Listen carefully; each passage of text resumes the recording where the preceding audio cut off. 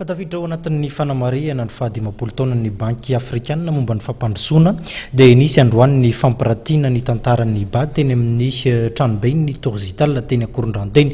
Nandrika ny fotoana ihany koa ravaka ny Ramanala Stefana Razafimanimby. Tetikasa misy 27 no novatsian'ny banky afrikanina momba ny fampandrosoana vola teto Madagasikara hatramin'ny siny fiaraha-miasa teo amin'ny Madagasikara sy ny BAD tamin'ny taona 7.7 ka hatramin'izao. Mitety-bidy hatrany amin'ny 12.7 miliara dolara amerikana ireo tetikasa ireo.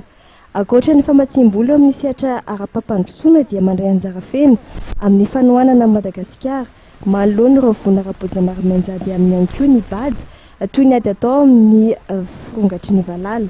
Ankoatra ireo tetikasa telo lehibe nefa nivoaka ny famatsim-bola mahakasika azy toy ny tetikasa fanamboarana lalam-pirenena fahasivy mampitohy Antoliara sy Analamsampy sy ny tetikasa fanamboarana ireo fotodrafitrasa momba ny famokarana amin'ny faritra Tsimandrefana ary ny tetikasa fanatsarana ny fitantanana. No mariny solitena ny BAD miasa eto Madagasikara fa tsy nanapaka ny fiaraha-miasa eto Madagasikara ny BAD taloha sy nandritra ny krizy ary amin'izao fotoana hipetraha ny gouvernement vaovao izao. Ao anatin'ny fankalazana ny 10 taona nisian'ny BAD dia nisy ny fampirantiana ny tanterahana teto amin'ny Tourzital Akorondrano. Voafaritra avokoa lalàna nolalovan'ny BAD tao anatin'ny 10 taona nisian'ny banky.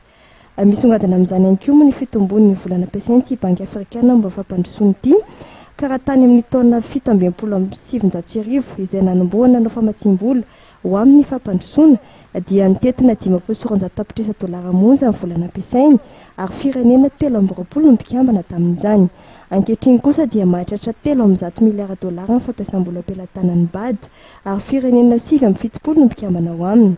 Tanjon'ny BAD moa ny anome famatsim-bola amin'ny alalan'ny fanomezana na fampindramam-bola ho an'ireo firenena mpikambana entina manatanteraka tetikasa fampandrosoana. Misy ny fepetra entitra takin'ny BAD amin'izany dia ny antefany tetikasa tokoa any amin'ireo paso tombotsoa.